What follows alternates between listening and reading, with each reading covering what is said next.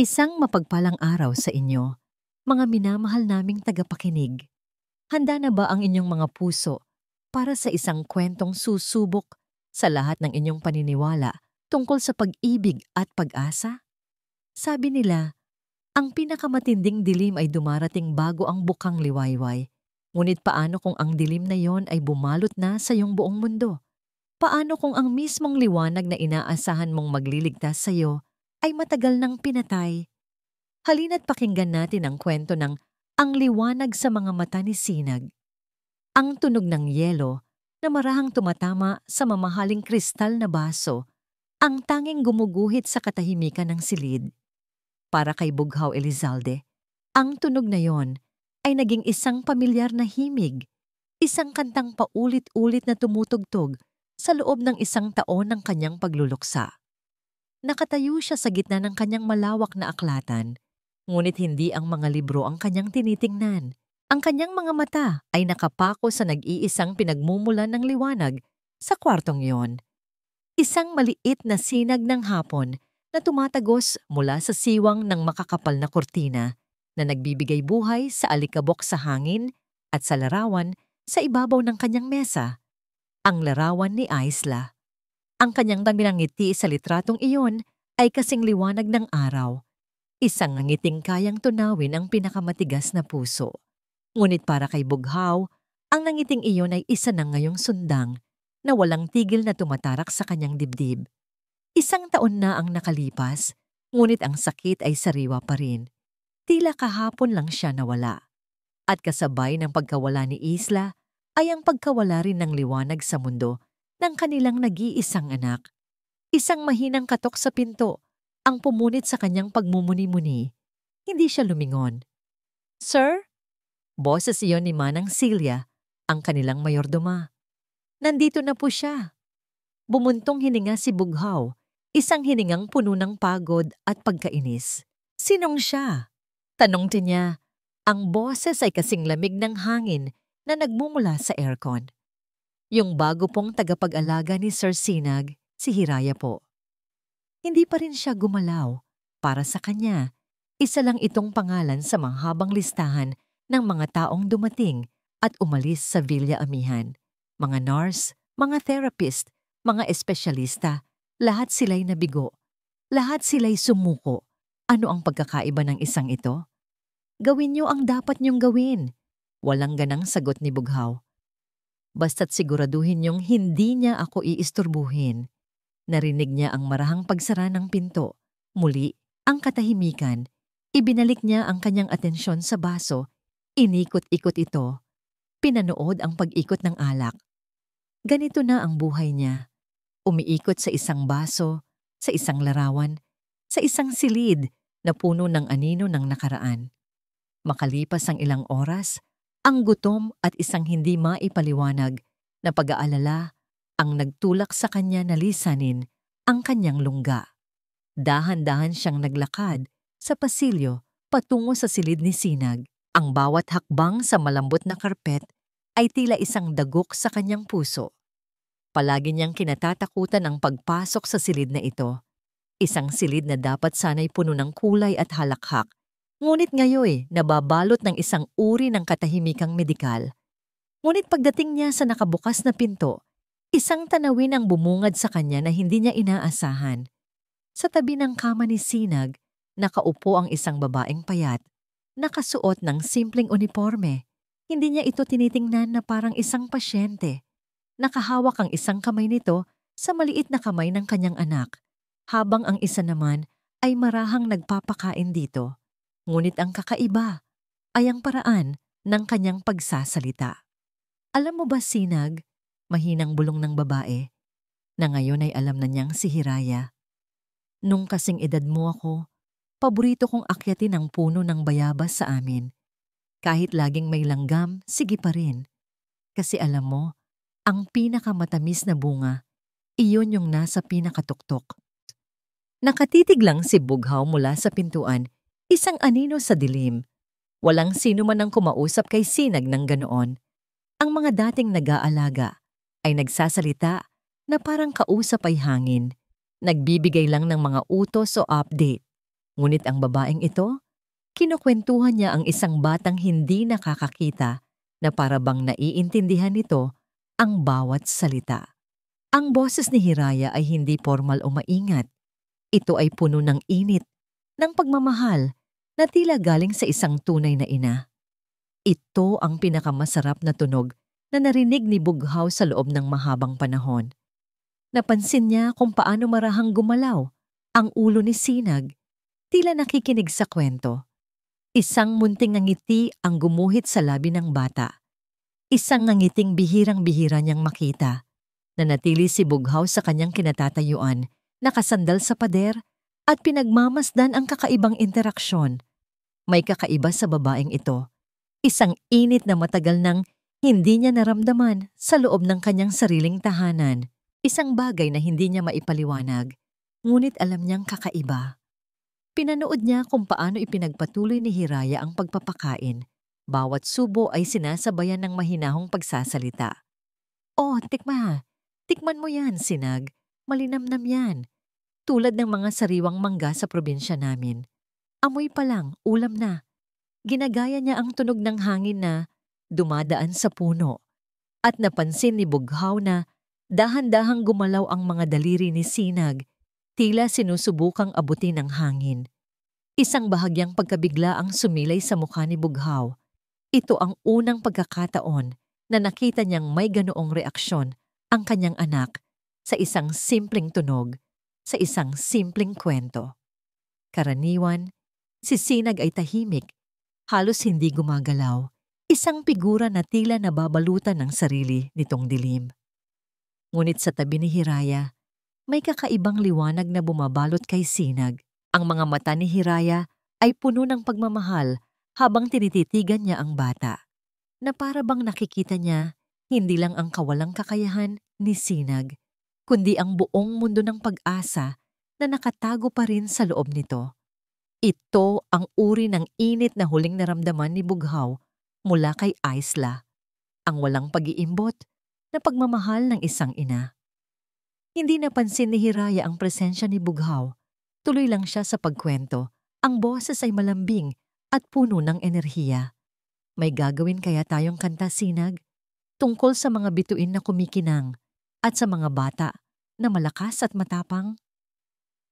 Unti-unti, nagsimulang gumaan ang pakiramdam ni Bughaw. May kakaiba sa paraan ng babaeng ito, isang bagay na hindi nabibili ng pera, isang bagay na matagal nang nawala sa Villa Amihan. Maya-maya natapos na ang pagpapakain. Maingat na inilapag ni Hiraya ang basong gatas sa bedside table. Ngunit habang inilalagay niya ang kutsara sa tray, bigla itong nadulas mula sa kanyang kamay at bumagsak sa sahig. Isang maliit, ngunit matinis na tunog ng metal ang umalingaw-ngaw sa tahimik na silid. "Ay, pasensya na, Sinag," bulong ni Hiraya, agad na yumuko upang pulutin ang kutsara. Ngunit bago pa niya ito makuha, isang bagay ang nangyari na nagpatigil kay Bughaw sa kanyang kinatatayuan. Sa sandaling bumagsak ang kutsara, marahang gumalaw ang ulo ni Sinag.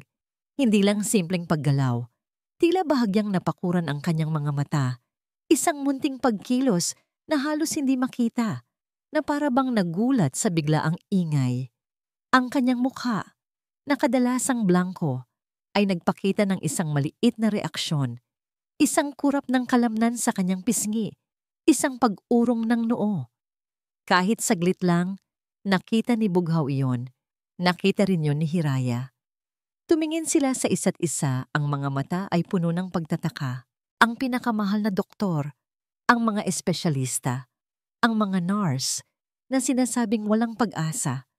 Lahat sila'y nagsabing walang anumang makakapukaw sa paningin ni Sinag, na ang kanyang mundo ay permanente ng balot ng dilim. Pero bakit ganoon ang reaksyon niya sa simpleng pagbagsak ng kutsara, sa isang tunog na dapat sana'y walang epekto sa kanya? Nagkatinginan si Hiraya at Bughaw. Isang senyales ng pagdududa ang kumalat sa pagitan nila. May kung anong mali.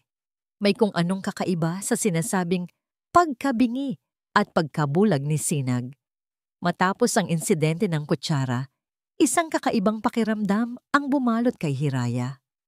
Ang bahagyang paggalaw na yon ng ulo ni Sinag Ang munting kurap ng kalamnan sa pisngi nito, iyon ay isang reaksyon, isang maliit, ngunit makahulugang senyales na ang batang ito, na tinatawag nilang bulag at bingi, ay may kakayahang maramdaman ang mundo sa paligid niya. Ang alaala ng matalim na tingin ni G, bughaw sa kanya, puno ng pagtataka at pagdududa, ay nanatili sa isipan niya. Alam niyang may kung anong mali, at ang instinct ng isang ina, bagamat wala pa siyang anak, ay nagsasabing kailangan niyang alamin ang totoo. Naging mas maingat si Hiraya sa kanyang mga kilos. Sa loob ng ilang araw, ang kanyang trabaho bilang tagapag-alaga ay tila naging isang misyon ng pagmamasid. Bawat galaw ni Sinag, bawat tunog na nilalabas nito ay kanyang itinatala sa isipan. Nagsimula siyang kantahan, si Sinag, ng mga lumang awiting bayan, ang mga melodiya na narinig niya mula sa kanyang lola. Ang kanyang boses, malambing at puno ng pagmamahal, ay tila may kakaibang epekto sa bata. Kumintang, kumintang bulaklak ng damo. Mahina niyang kanta habang marahang hinahaplos ang buhok ni Sinag. Kapag ginagawa niya ito, napapansin niyang ang dating matigas at nakatikom na labi ni Sinag ay bahagyang bumubuka at may tunog na parang huni na lumalabas mula sa kanyang lalamunan. Hindi ito isang malinaw na salita, ngunit ito ay tugon. Hindi isang bulag at bingi na bata ang nakita niya. Isang hapon, habang naglalaro sila sa silid ni Sinag, dinalhan niya ng isang maliit na laruang may kulay at tumutunog kapag pinipisil. Itinapat niya ito sa mukha ni Sinag, marahang pinipisil. Tingnan mo ito, Sinag. Ang ganda ng kulay, di ba? At may tunog din siya. Squeak! Squeak! Walang reaksyon si Sinag sa kulay, gaya ng inaasahan. Ngunit nang pinisil niya ulit ang laruan, muling kumurap ang mga mata ni Sinag. Mas matagal ngayon, at tila may kaunting pagbaling ng ulo patungo sa pinanggagalingan ng tunog. Hindi ito aksidente, hindi ito guni-guni. Naramdaman ni Sinag ang tunog at, marahil, nakita niya ang bahagyang liwanag mula sa laruan. Puno ng pag-asa. Ngunit may kasamang pagkalito. Nagpasya si Hiraya na kausapin si Gibughaw. Kung siya ang ama, dapat siyang malaman ang mga obserbasyon niya. Hinanap niya si G. Bughaw, sa kanyang aklatan, ang lugar na tila bahagi na ng kanyang pagkatao. Malungkot, tahimik, at puno ng mga anino. Nakaupo si Bughaw sa kanyang swivel chair, nakaharap sa bintana. Ang likod nito ang tanging nakikita ni Hiraya.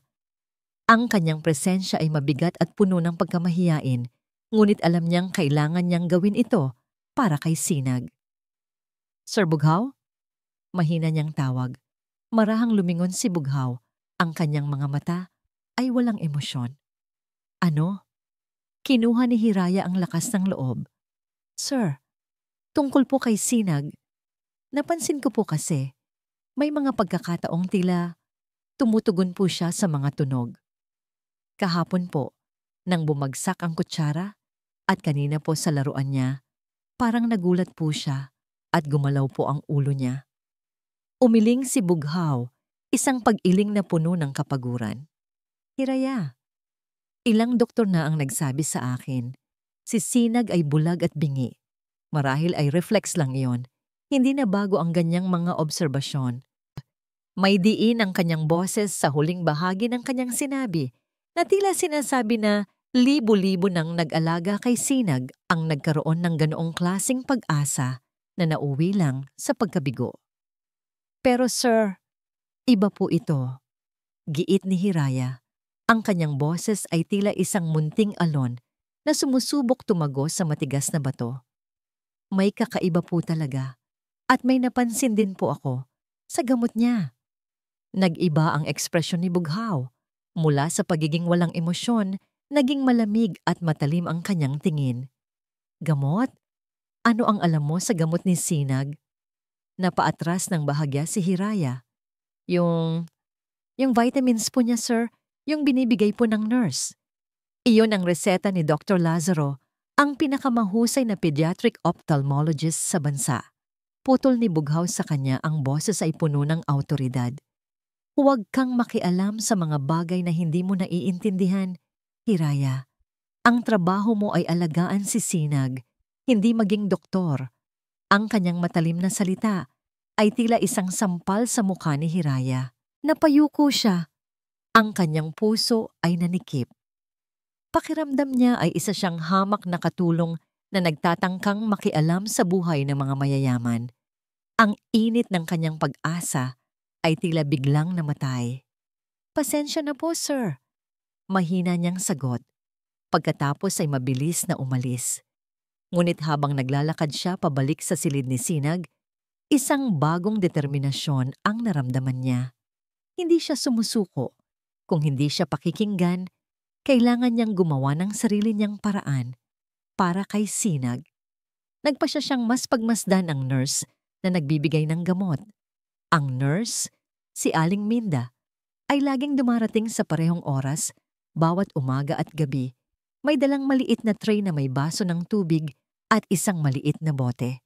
Palaging nasa likod si Aling Minda ng mga doktor na nagsusuri kay Sinag. Ang bote na yon ay isang maliit na lalagyan na kulay asul at sa loob nito ay may maliliit na tabletas na puti. Ang bote ng mga bituin. Ang tawag ni Hiraya dito sa kanyang isip, dahil ang hugis ng label ay tila mga bituin.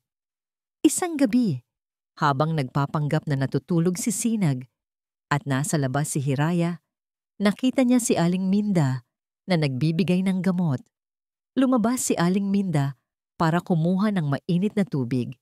Ito ang kanyang pagkakataon. Dahan-dahan, dahan-dahan, binuksan ni Hiraya ang pinto ng silid ni Sinag. Ang bote ay nakapatong sa bedside table. Mabilis siyang lumapit. Ang kanyang puso ay halos lumabas sa kanyang dibdib. Kinuha niya ang bote, binasa ang label. Ang pangalan ng gamot ay napakahaba. Ngunit ang nakakuha ng kanyang pansin ay ang pangalan ng nagreseta, Dr. Lazaro Montesillo. Ang parehong doktor na inirekomenda ni G. Bughaw.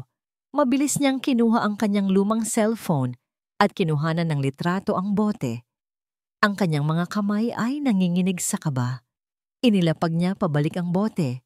Ngunit habang inilalapag, may isang nakakapangilabot na ideya ang pumasok sa kanyang isip. Kung ang gamot na ito ay nagdudulot ng pinsala kay Sinag, paano kung itigil niya ito? Ngunit hindi niya magagawa yon ng direkta. Kailangan niya ng oras. Sa kanyang bag, mayroon siyang isang maliit na pakete ng kape-kape. Isang paboritong candy sa probinsya na hugis, bilog at puti. Halos kasing laki ng tableta sa bote. Isang mapanganib na ideya. Isang baliw na ideya. Ngunit ang tingin niya kay Sinag, ang bata na unti-unting lumalabas sa kanyang mundo ng dilim, sa pamamagitan ng kanyang pagmamahal, ang nagtulak sa kanya. Mabilis, ang kanyang mga kamay ay gumalaw. Binuksan niya ang bote at gamit ang maliliit na daliri, maingat niyang kinuha ang ilang puting tabletas. Pagkatapos, inilagay niya ang kape-kape sa loob. Sinigurong magkahalo ang mga ito. Ang kulay at laki ay halos magkapareho. Walang makakapansin. Pinuno ng kaba at pag-asa, inilapag niya pabalik ang bote. Pinunasan ang kanyang pawis sa noo.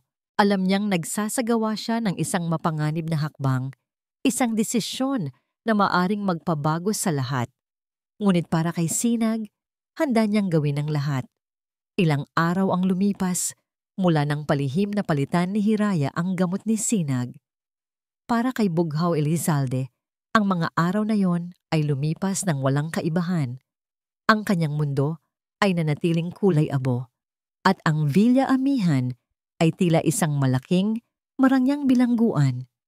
Ngunit isang hindi maipaliwanag na tensyon ang nararamdaman niya sa paligid.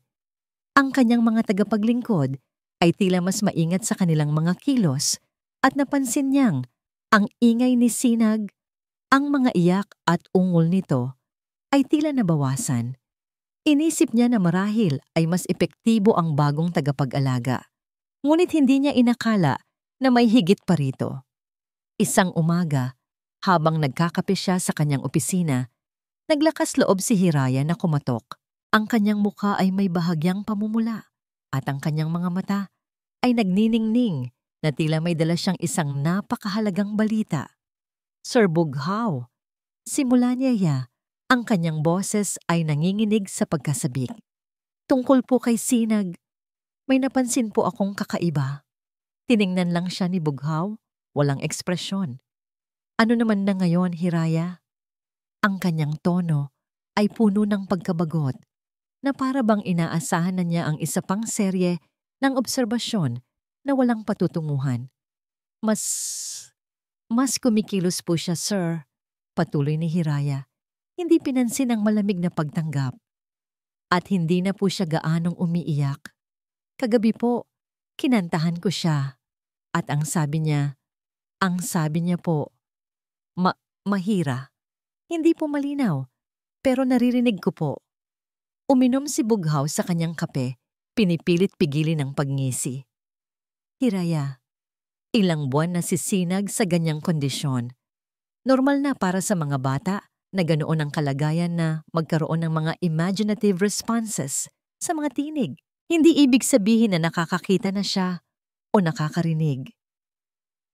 Pero sir, giit ni Hiraya, ang kanyang boses ay tila isang munting alon na sumusubok basagin ang matigas na dingding ng pagdududa ni Bughaw. Hindi lang po iyon. Kanina po, habang nagbabasa ako ng kwento, narinig niya po ang tunog ng busina sa labas. Nagulat po siya at hinawakan niya po ang kamay ko. Pakiramdam ko, sir, may kakaiba talaga sa kanya ngayon. Para kay Bughaw, ang mga sinasabi ni Hiraya ay tila mga katang-isip lamang ng isang babaeng naghahanap ng pag-asa. Ilang beses na siyang umasa, ilang beses na siyang nadismaya. Ang mga doktor ay nagsabi na wala na. Hiraya, malamig niyang sabi, hindi mo ba naiintindihan? Wala na. Walang pag-asa. Bakit mo pa sinasayang ang oras ko at ang oras mo sa mga ilusyon na ito? Ngunit hindi sumuko si Hiraya. Isang apoy ang nagliliyab sa kanyang mga mata. Isang apoy na huli niyang nakita kay Aisla. Ang apoy ng isang inang nagtatanggol sa kanyang anak. Sir Bughaw, pakinggan niyo po ako.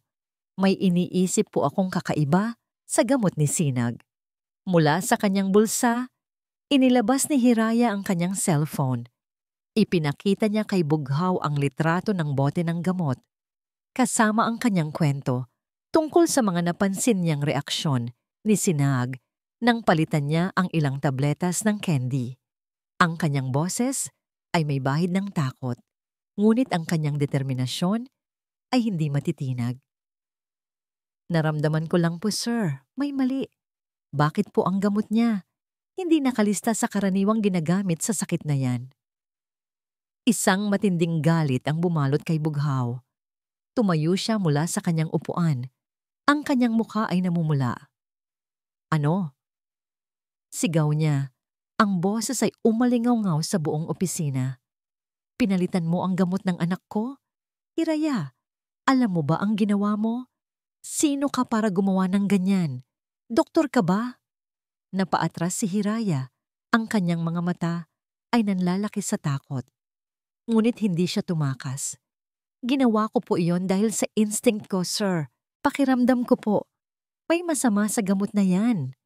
Hindi po ako doktor, pero nanay po ako. Kahit wala pa akong anak, nararamdaman ko po ang pangamba para kay Sinag. Ang kanyang mga salita ay tumago sa puso ni Bughaw, isang tusok na mas masakit pa sa anumang pisikal na sakit. Nanay? Ulit niya. Ang boses ay puno ng pait. Ano ang alam mo sa pagiging nanay? Ang asawa ko, namatay. Ang anak ko, bulag at bingi. Lahat dahil sa kung anong sakit na yan. Ang gamot na yan ay galing kay Dr. Lazaro, ang pinakamahusay sa bansa. Paano mo nasasabi na may masama doon? Unti-unting bumagsak ang kanyang galit, napalitan ng pighati. Ngunit sa likod ng pighating iyon, may isang maliit na binhi ng pagdududa ang nagsimulang sumibol. Dr. Lazaro. Ang pangalang iyon ay laging nagpapagunita sa kanya ng isang bagay na hindi niya maipaliwanag tungkol sa pagkamatay ni Isla. Ang mabilis na diagnosis, ang mabilis na pagpapagamot, ang biglaang pagkawala ng liwanag ni Sinag. Nakita niya ang luha na dumadaloy sa pisngi ni Hiraya. Hindi ito luha ng takot, kundi luha ng awa, ng pagmamahal. Ang kanyang mga salita, "Ginawa ko po ito dahil sa instinct ko, sir." Nararamdaman ko po ang pangamba para kay Sinag, ay patuloy na umalingaw-ngaw sa kanyang isipan. Ang babaeng ito, isang hamak na katulong, ay may mas matinding pagmamalasakit para sa kanyang anak kaysa sa kanya. Ang ama nitong may milyon-milyong pera.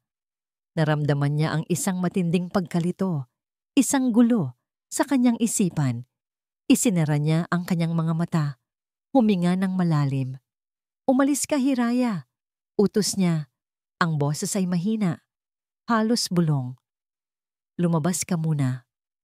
Akala ni Hiraya ay sisante na siya. Umatras siya ng dahan-dahan. Ang kanyang mga mata ay nakatingin pa rin sa kanya, puno ng halo-halong damdamin. Nang tuluyan siyang makalabas at maisara ang pinto, nanatili si Bughaw sa kanyang posisyon, nakatayo sa gitna ng kanyang opisina. Ang katahimikan ay bumalik, ngunit hindi na ito ang dating katahimikan. Ngayon, ito ay puno ng ingay, ang ingay ng kanyang sariling mga pagdududa. Marahan siyang lumapit sa kanyang mesa. Binuksan ang drawer. Kinuha niya ang orihinal na bote ng gamot ni Sinag, ang mga tabletas na ibinibigay ni Aling Minda. Tinitigan niya ang maliliit na puting tabletas. Kung ang isang simpleng candy ay kayang magdulot ng pagbabago, paano kung may kakaiba talaga sa gamot na ito? Nanginginig ang kanyang mga kamay. Kinuha niya ang kanyang cellphone. Nag-dial siya ng isang numero na matagal na niyang hindi tinatawagan. Ang numero ng isang matalik na kaibigan, isang doktor na nagtatrabaho sa isang independiyenteng laboratorio sa labas ng siyudad ng Pag-asa. "Pre," sabi ni Bughaw. Ang kanyang boses ay seryoso. "Kailangan ko ng pabor. May ipadadala ako sa iyo. Kailangan ko itong ipa-examine ng maigi. At kailangan kong malaman ang resulta. Ngayon din." Ang bawat tibok ng puso ni Hiraya ay tila isang tambol na nagpapahiwatig ng kanyang pagtatapos. Sa kanyang maliit na kwarto sa loob ng Villa Amihan, abala siya sa pag-iimpake ng kanyang mga gamit. Ang kaunting damit na dala niya, ang lumang Biblia, at ang larawan ng kanyang pamilya, lahat ay isinilid niya sa isang maliit na bag. Hindi niya alam kung saan siya pupunta, ngunit sigurado siyang mawawalan na siya ng trabaho. Ang pagpapalit ng gamot ng anak ng kanyang amo ay isang hindi mapapatawad na kasalanan, ngunit sa kabila ng takot, wala siyang pinagsisisihan. Ginawa niya ang sa tingin niya ay tama para kay Sinag. Isang mahinang katok sa pinto ang pumukaw sa kanya. "Hiraya." Boses yon ni Manang Celia, puno ng pag-aalala. "Pinapatawag ka ni Sir Bughaw." Nanikip ang dibdib ni Hiraya. Ito na, ang desisyon. Inayos niya ang kanyang sarili, pilit na pinatatag ang loob. Naglakad siya patungo sa opisina ni J. Bughaw. Ang bawat hakbang ay tila isang paglakad sa patalim. Pagpasok niya, nakita niya si Bughaw na nakaupo sa kanyang silya. Ang kanyang mukha ay balisa. Hindi na ito ang dating malamig at walang emosyong Bughaw na kanyang nakilala. May bakas ng pagod at pagkatakot sa kanyang mga mata. Sa kanyang harapan, nakapatong sa mesa ang isang sobreng nakabukas. "Upo ka, Hiraya," mahinang sabi ni Bughaw. Ang kanyang boses ay tila may bahid ng pagod na matagal nang kinikimkim. Umupo si Hiraya sa upuang nasa tapat ng mesa. Ang kanyang mga kamay ay magkasalikop sa kanyang kandungan. Nanginginig. Handa na siyang tanggapin ang anumang hatol. Dumating na ang resulta. Simula ni Bughaw, ang kanyang mga mata ay nakatitig sa kanya ng direkta. Ang gamot na binibigay kay Sinag, hindi ito simpleng bitamina. Mayroon itong sangkap na hindi dapat nasa katawan ng isang bata. Isang uri ng pampatulog o pampamanhid sa ugat sa may mahabang panahon. Napakurap si Hiraya. Isang alon ng lamig ang dumaloy sa kanyang katawan. Hindi siya nagkamali. Ang kanyang instinct ay tama. Sabi ko na po, bulong niya. Ang kanyang boses ay halos hindi marinig. Pero ang mas nakakagulat, patuloy ni Bughaw, ang kanyang mga kamao ay nakakuyom. Ang sangkap na yon ay may kakayahang maging sanhi ng pansamantalang pagkabulag at pagkapurol ng pandinig. Kung patuloy na ibibigay, ito ay isang uri ng neuroinhibitor. Kung ititigil ang pagbibigay, unti-unting babalik ang pandinig at paningin. Ang mga salita ni Bughaw ay tila nagpabagsak ng isang malaking pader sa pagitan nila. Hindi na ito tungkol sa isang hamak na katulong at isang mayaman na amo. Ito ay tungkol sa isang bata na biktima ng isang napakapangit na kasinungalingan. Ibig sabihin po, hindi po bulag si Sinag? Tanong ni Hiraya. Ang pag-asa ay tila isang munting liwanag na unti-unting bumubukal sa kanyang dibdib. Tumango si Bughaw. Ang kanyang mga mata ay puno ng galit at pighati. Pinaglaruan tayo. Pinaniwalaan akong may sakit ang anak ko. Ang kanyang boses ay umugong. Pero bakit? Sino ang gagawa ng ganoon? Bigla, tumingin si Bughaw kay Hiraya. Isang bagong tingin. Hindi na ito galit. Ito ay isang uri ng pagtitiwala, ng pagkilala. Hiraya, sabi niya, ang kanyang tinig ay mas malambot kaysa sa dati. Ikaw ang unang nakapansin. Ikaw ang naglakas loob na kumwestiyon. Kung hindi dahil sa'yo, hindi ko malalaman ang katotohanan ito. Para kay Hiraya, ang mga salitang yon ay mas mahalaga kaysa sa anumang sweldo. Isang kumpirmasyon na hindi siya nagkamali, na ang kanyang ginawa ay may halaga. Ngunit ang kanilang sandali ng pagkilala ay agad ding naputol ng isang bagong banta. Nabanggit mo si Dr. Lazaro, sabi ni Bughaw. Ang kanyang boses ay bumalik sa pagiging seryoso. Siya ang nagreseta ng gamot na ito at siya rin ang doktor na nag-alaga kay Isla bago siya mawala. Huminto siya. Ang kanyang muka ay kumunot sa sakit. Marahil ay may kinalaman din siya sa pagkamatay ng asawa ko. Ang kanyang huling pangungusap ay nagpahiwatig ng isang mas malalim na lihim, isang mas madilim na koneksyon. Hindi lamang si Sinag ang biktima. Marahil, maging si Isla. Kailangan nating maging maingat, Hiraya, babala ni Bughaw. Kung may gumawa nito kay Sinag at posibleng kay Isla, hindi sila ordinaryong tao, may kapangyarihan sila. Naging seryoso ang mukha ni Hiraya. Pero sir, hindi po tayo pwedeng manahimik. Para kay Sinag, kailangan niyang makakita. Tumango si Bughaw, isang determinasyon ang sumilay sa kanyang mga mata. Tama ka, kaya gagawin natin ito ng magkasama. Kailangan mo akong tulungan. Ang kanyang mga salita ay tila isang imbitasyon, isang pagtawag sa isang labanan. Dalawang tao mula sa magkaibang mundo, ang bilyonaryong puno ng pighati at ang hamak na katulong na puno ng pag-asa, ay biglang pinag-isa ng isang karaniwang kaaway, ng isang layuning mas dakila kaysa sa kanilang sarili. Nagsimula silang magplano. Ang unang hakbang ay ipagpatuloy ang pagpapalit ng gamot, ngunit kailangan itong gawin ng mas maingat. Kailangan nilang magpanggap na walang kaalam-alam upang hindi malaman ng kaaway ang kanilang hinala. At kailangan nilang maghanap ng iba pang ebidensya. Habang nag-uusap sila, nagring ang telepono sa mesa ni Bughaw. Kinuha niya ito at sa kabilang linya ay ang boses ni Dr. Lazaro. Ang boses na yon, na dati puno ng paggalang at profesionalismo, ay biglang nagkaroon ng ibang kahulugan. Kumusta, Bughaw? Nag-check lang ako kay Sinag. Kumusta ang pag-inom ng gamot? Ayos ba ang nurse? Tanong ni Dr. Lazaro. Ang boses ay puno ng panggagaya ng pag-aalala. Nanikip ang dibdib ni Bughaw. Nilingon niya si Hiraya na nakikinig din. Ang kanyang mga mata ay nanlalaki sa takot. Ito ang kalaban. Ito ang taong responsable. Ayos naman, Doc, sagot ni Bughaw. Pilit na pinapanatiling kalmado ang kanyang boses. Patuloy ang pag-inom. Pero Doc, medyo nakikita kong may kaunting pagbabago kay Sinag. Hindi ko lang sigurado kung ano.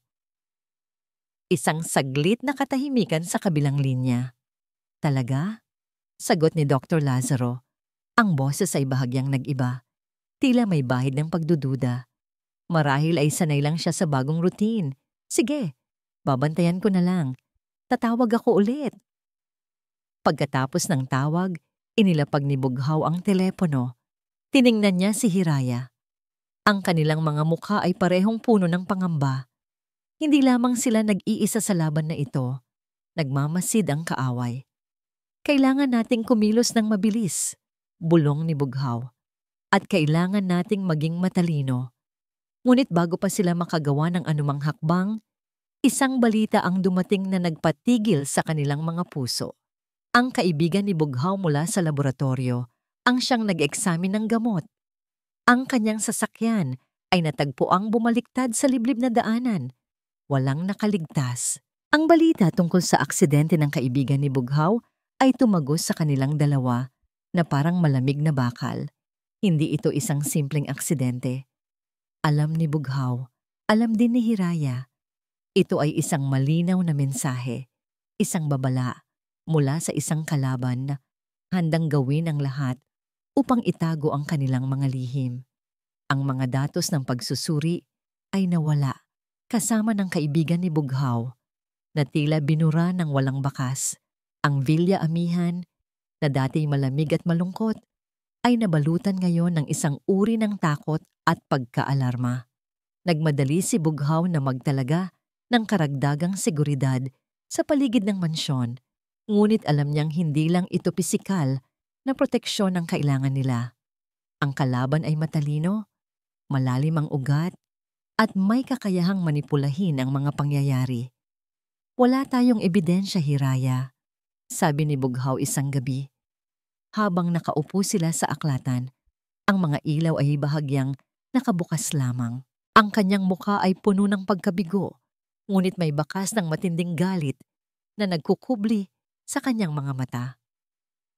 Pinatay nila ang kaibigan ko para burahin ang lahat.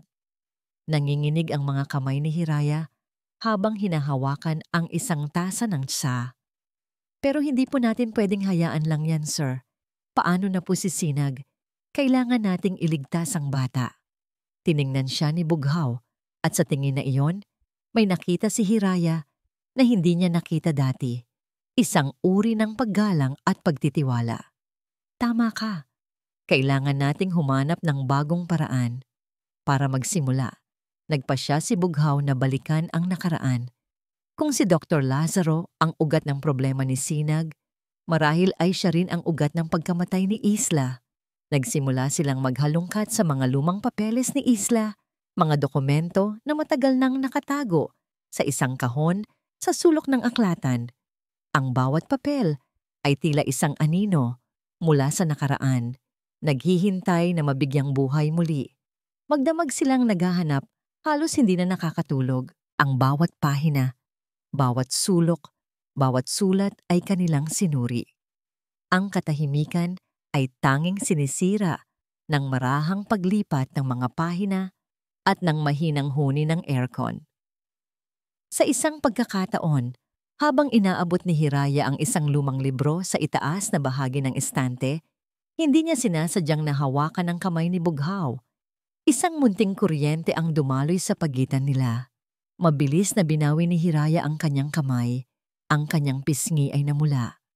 Si Bughaw naman ay nagkunwari na walang nangyari, ngunit hindi rin niya maiwasang maramdaman ang kakaibang init na yon. Isang sandali ng kilig sa gitna ng kanilang malalim na paghahanap.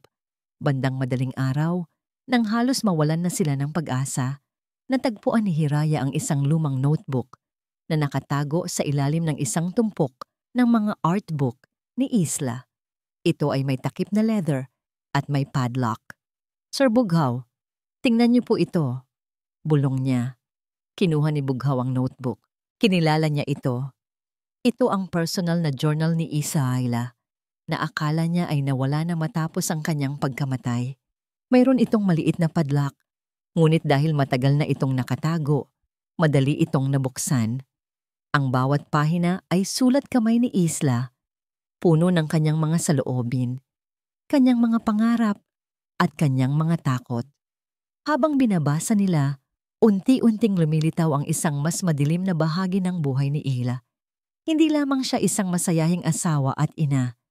Isa rin siyang matalinong babae na may malalim na pag-unawa sa agham at medisina.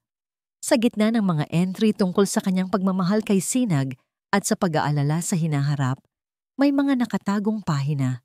Nagsimulang lumitaw ang mga terminong medikal, mga code, at mga pangalan ng kumpanya ng gamot. Ito ay hindi lamang isang journal.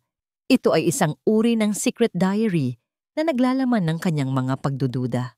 May nakita po siya, Sir Bughaw. Bulong ni Hiraya, ang kanyang mga mata ay nanlalaki habang binabasa ang isa sa mga entry. Sinasabi niya rito na may kakaiba siyang napansin sa Project Bukang Liwayway. Nagulat si Bughaw. Project Bukang Liwayway? Ulit niya. Hindi niya maalala ang pangalang iyon. Opo, at nakasulat din dito ang pangalan ni Dr. Lazaro Montesillo. Dagdag ni Hiraya, itinuturo ang isang bahagi ng pahina. Sinasabi niya na tila may hindi tama sa mga trial ng gamot na ginagawa ng kumpanya ni Dr. Lazaro. Ang bawat linya, bawat salita, ay tila isang munting piraso ng palaisipan na unti-unting bumubuo ng isang mas malaking larawan, isang larawan ng isang masamang balak. Ang hinala ni Bughaw tungkol kay Dr. Lazaro ay nagiging isang matinding hinala. Ang Isla ko. Matalino siya. Bulong ni Bughaw, isang kirot ng pagmamalaki at pighati ang pumupuno sa kanyang boses. Marahil ay may nakita siya, isang bagay na hindi dapat makita ng iba. Nakatagpo rin sila ng mga bank transfer records sa ilalim ng isang pahina ng journal, malalaking halaga ng pera na regular na inililipat mula sa isang kumpanya ng gamot papunta sa mga personal na account ni Dr. Lazaro. Ito ay malinaw na ebidensya ng korupsyon, ngunit ang kanilang pagtuklas ay biglang naputol. Habang binubuklat ni Bughaw ang huling pahina ng journal, isang malaking bahagi nito ay biglang napunit at may bahagi na nawawala. Tila sadyang inalis. Ang tanging natira ay isang bahagi ng isang pangungusap, halos hindi na mabasa, na isinulat sa gilid.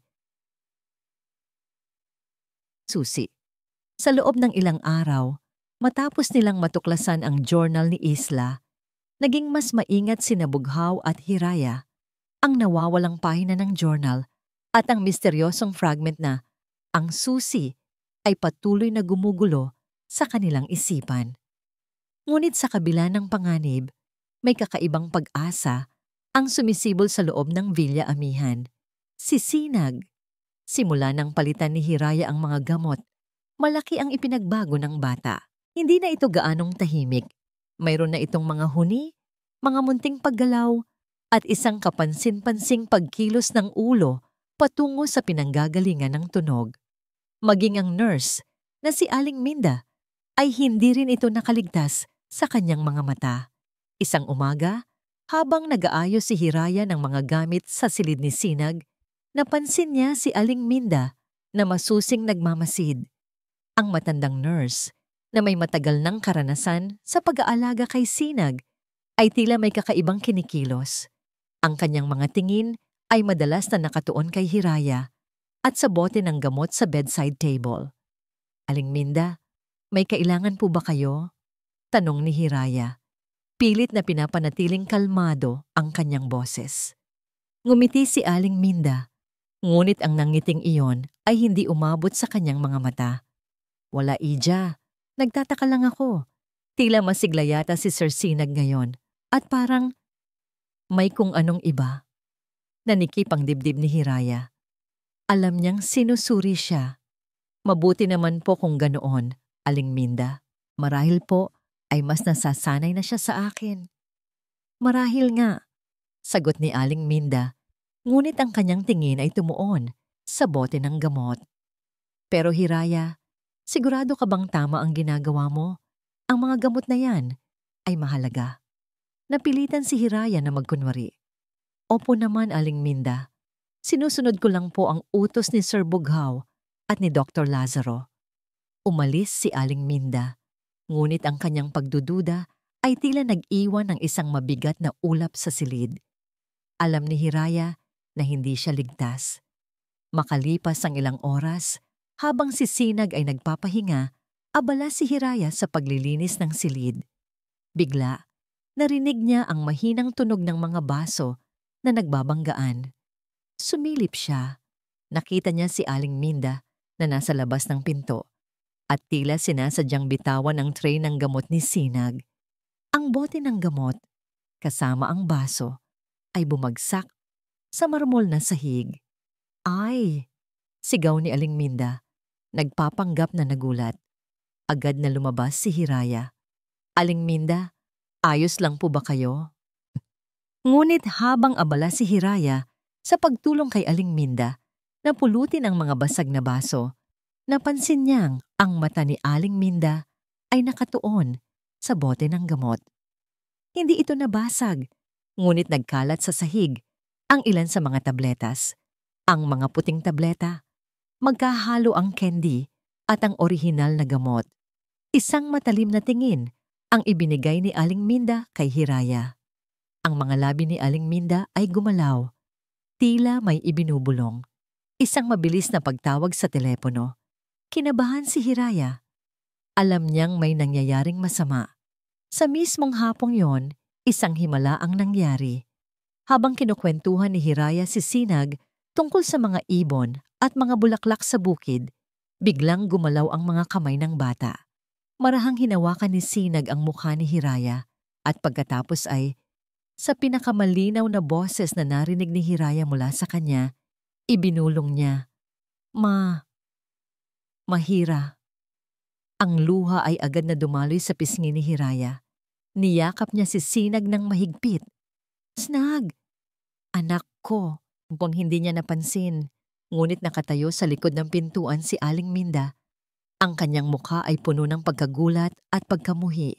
Ang kanyang mga mata ay nanlalaki at ang kanyang mga kamao ay nakakuyom. Mabilis siyang umalis at nagpunta sa isang liblib na sulok ng mansyon. Inilabas niya ang kanyang telepono at nagdial ng isang numero. Doc! Bulong niya sa kabilang linya. Ang kanyang boses ay nanginginig sa takot. Ang bata, bumubuti siya. At yung katulong, may pinapalitan siyang gamot. Narinig ko siya. Tinawag niya akong Mahira. May saglit na katahimikan sa kabilang linya. Pagkatapos, isang boses ang umugong, puno ng galit at pagbabanta.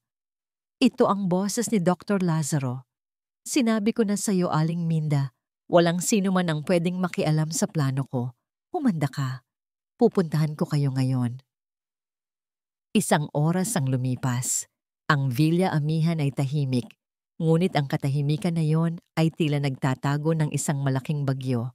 Nagulat si Hiraya nang marinig niya ang malakas na katok sa pintuan sa harap.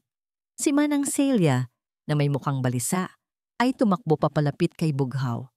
Sir Bughaw, nandito po si Dr. Lazaro at may kasama po siyang maraming tao.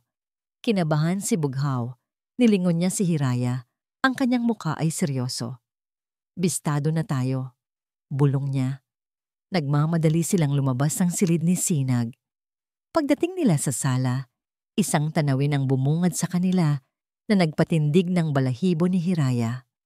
Nakatayo si Dr. Lazaro sa gitna ng sala, kasama ang dalawang lalaking nakasuot ng itim na suit. Ang mukha ni Dr. Lazaro ay walang anumang bakas ng pagkamaramdamin. Ito ay puno ng galit at isang uri ng malamig na determinasyon. Bughaw, Simula ni Dr. Lazaro, ang kanyang boses ay tila isang ahas na umiikot. Nakita ko ang ginawa ng bagong katulong mo, ang pagpapalit ng gamot ng anak mo. Alam mo ba kung gaano kapanganib ang ginawa niya? Hinarap ni Bughaw si Dr. Lazaro. Ang kanyang mukha ay nanatiling kalmado, ngunit ang kanyang mga kamao ay nakakuyom. Ano ang pinagsasasabi mo, Lazaro? Alam kong may mali sa mga gamot na ibinibigay mo. Tumawa si Dr. Lazaro, isang tawang puno ng panunuya. Mali? Bughaw, sinusubukan kong iligtas ang anak mo, pero ang katulong mong ito, sinisira niya ang lahat ng paggamot. Kaya ako nandito, para kunin si Sinag, para masigurado na ligtas siya sa mga kamay ng isang baliw na katulong. Nanginginig ang buong katawan ni Hiraya. Ang kanyang takot ay unti-unting napapalitan ng galit. Ngunit ang huling pangungusap ni Dr. Lazaro ang nagpalamig sa buong Villa Amihan. Ginugulo mo ang lahat, Bughaw. Sabi ni Dr. Lazaro, ang kanyang tingin ay matalim na nakapako kay Bughaw. At alam mong may kapangyarihan ako na kunin ang lahat ng mayroon ka. Kabilang ang anak mo. Ang hangin sa sala ng Villa Amihan ay tila yelo, puno ng pagbabanta ni Dr. Lazaro. Ang kanyang mga salita ay tumagos sa buto ni Bughaw, hindi lamang dahil sa pagbabanta sa kanyang anak, kundi dahil sa isang pamilyar na tunog, sa isang bahagi ng pangungusap ni Lazaro. Ang luma, nakalimutang pangalan na nakita niya sa journal ni Ila. Anong ibig mong sabihin? Tanong ni Bughaw. Ang kanyang boses ay kalmado, ngunit ang kanyang mga mata ay nanlilisik. Anong kapangyarihan ang sinasabi mo? Ngumisi si Dr. Lazaro, isang ngangising puno ng panunuya at tiwala sa sarili. Bughaw, matalino ka. Huwag kang magkunwari. Alam mo kung gaano kalaki ang impluwensya ko sa siyudad ng Pag-asa. Ang mga koneksyon ko, mula sa ospital hanggang sa mga korte. Hindi ko hahayaan na masira ang reputasyon ko dahil sa isang hamak na katulong na nangingialam sa mga bagay na hindi niya naiintindihan at sa isang ama na nababaliw sa lungkot. Ang kanyang tingin ay bumaling kay Hiraya, puno ng pagkasuklam. Ang babaeng ito ay sadyang delikado. Ginugululo niya ang proyekto Bukang Liwayway na pinagtatrabahuhan ko kay Sinag. Hindi niya naiintindihan ang medical procedure na ginagawa para sa anak mo. Parang may bumalikwas sa isip ni Bughaw. Proyekto Bukang Liwayway. Ito ang parehong pangalan na nakita niya sa journal ni Isla. Ang kanyang hinala, na dati isang munting buto lamang, ay biglang lumaki at naging isang malaking puno ng galit at kamuhian. Proyekto Bukang Liwayway? Ulit ni Bughaw. Ang kanyang boses ay unti-unting lumalamig. Ano ang proyekto Bukang Liwayway, Lazaro? May kinalaman ba yan sa aking asawa? Nagulat si Dr. Lazaro sa tanong ni Bughaw. Saglit siyang natigilan. Ang kanyang mga mata ay nanlalaki. Tila may nasabi siyang hindi dapat masabi. Ngunit mabilis siyang nakabawi, pilit na nagkunwari. Wala kang alam sa sinasabi mo, Bughaw. Iyon ay purong siyentipikong proseso para sa anak mo. At tungkol sa asawa mo, siya ay namatay dahil sa kanyang sakit. Huwag kang mag-imbento. Hindi ako nag-iimbento, matigas na sabi ni Bughaw. Pero mukhang ikaw ang may itinatago. Aling Minda. Tawag niya. Nasaan si Aling Minda? Ngunit wala si Aling Minda. Tila naglaho na ito. Sa pagkakataong yon, isang matinding galit ang bumalot kay Bughaw. Naintindihan niya. Lahat ay konektado. Ang pagkamatay ni Isla, ang pagkabulag ni Sinag, at ang Project Bukang Liwayway. Ito ay hindi lamang isang simpleng negligence. Ito ay isang malaking balak. Puno ng pagkamuhi. Kinuha ni Bughaw ang kanyang cellphone. Huwag na huwag kang aalis dito, Lazaro. Banta niya. Gagamitin ko ang lahat ng koneksyon ko. Malalaman ng buong mundo ang ginawa mo. Natawa si Dr. Lazaro, isang tawang puno ng pang-iinsulto. Ganoon ba? Subukan mo, Bughaw. Mas malaki ang koneksyon ko kaysa sa inaakala mo. At huli ka na. Wala ka ng ebidensya.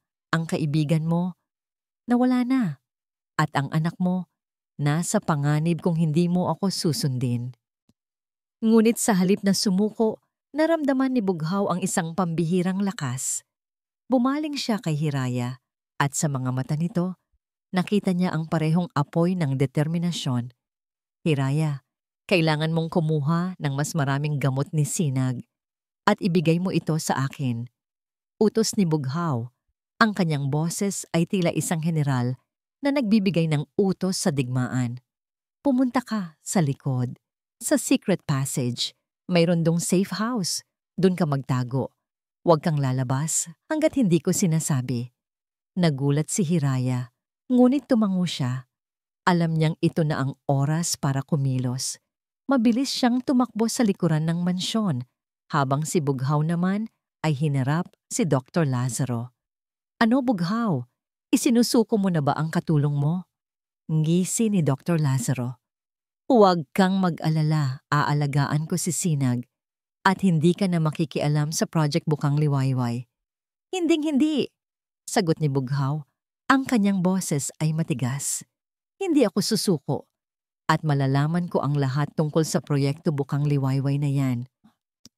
Nagmamadali si Bughaw na tumawag sa kanyang legal team at sa kanyang mga private investigator.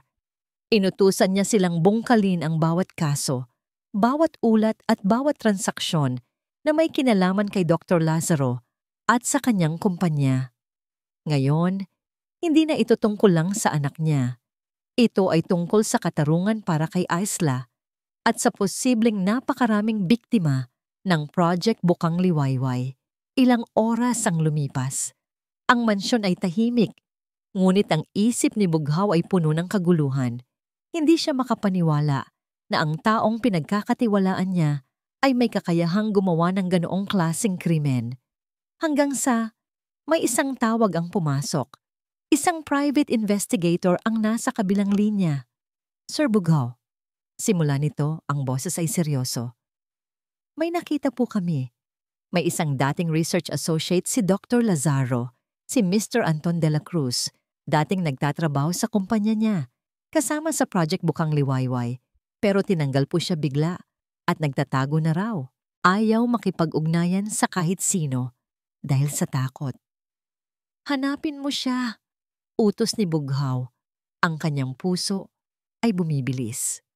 Ano mang mangyari, hanapin mo siya. Makalipas ang ilang oras, natagpuan nila si Anton de la Cruz sa isang liblib na lugar. Sa una, takot siyang magsalita.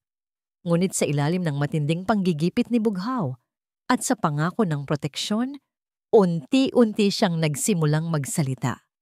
Ang mga revelasyon ni Anton ay parang suntok sa sikmura ni Bughaw. Ang Project Bukang Liwayway ay hindi isang medical breakthrough para sa mga bulag.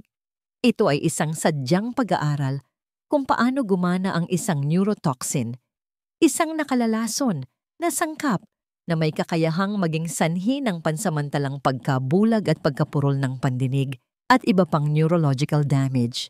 Ang layunin ay hindi upang gamutin, kundi upang subukan ang mga side effect nito para sa iba pang posibleng aplikasyon, kabilang ang isang bagong uri ng chemical weapon. At ang mga pasyente ay mga inosenteng bata, kabilang si Sinag. At ang pinakamasakit na bahagi, si Isla ay nakadiskubre ng katotohanan ito. Nakita niya ang mga trial, nakita niya ang mga biktima. Bago pa siya makakilos, pinatahimik siya ni Dr. Lazaro. Ang kanyang sakit sa puso ay isang cover-up lamang. Si Sinag ay hindi isang bata na may sakit na congenital. Siya ay isang target, isang patunay na ang gamot ay nagdudulot ng natural na pagkabulag. Upang malihis ang atensyon mula sa tunay na dahilan ng pagkamatay ni Aisla.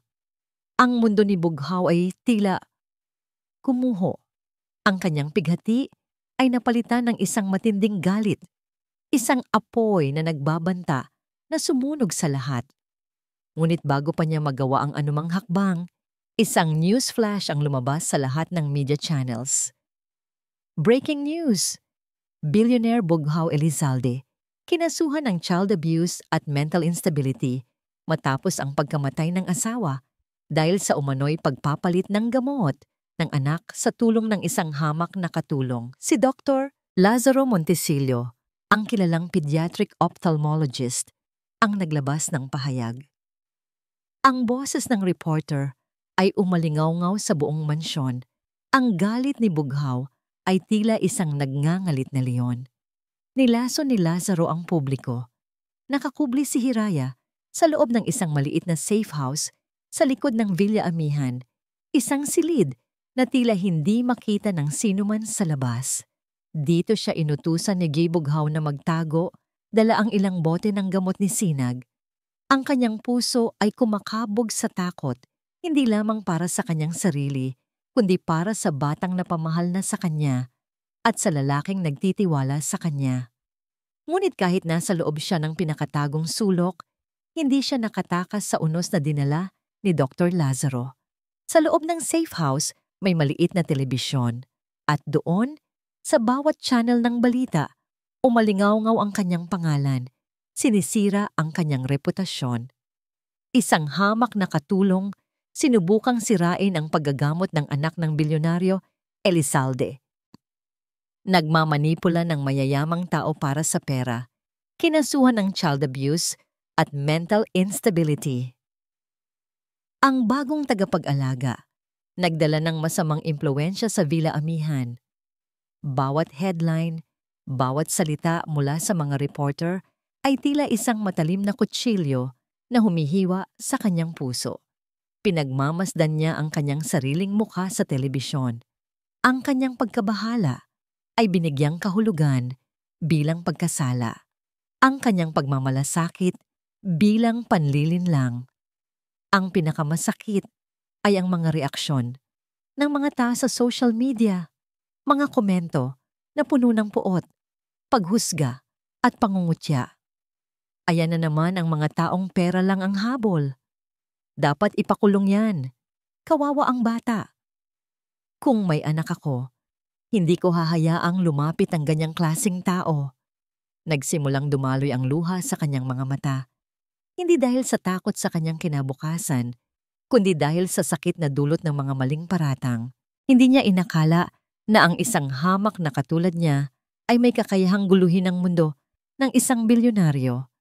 Ang pangarap niyang magkaroon ng payapang buhay para sa kanyang pamilya sa probinsya ay tila unti-unting nawawasak. Ang kanyang mga mahal sa buhay, paano na lang sila? Ilang oras ang lumipas. Ang pinto ng safe house ay marahang bumukas. Akala ni Hiraya ay ang mga pulis na. Ngunit nakita niya si Bughaw, ang kanyang muka ay puno ng galit, pagod at pag-aalala. Hiraya!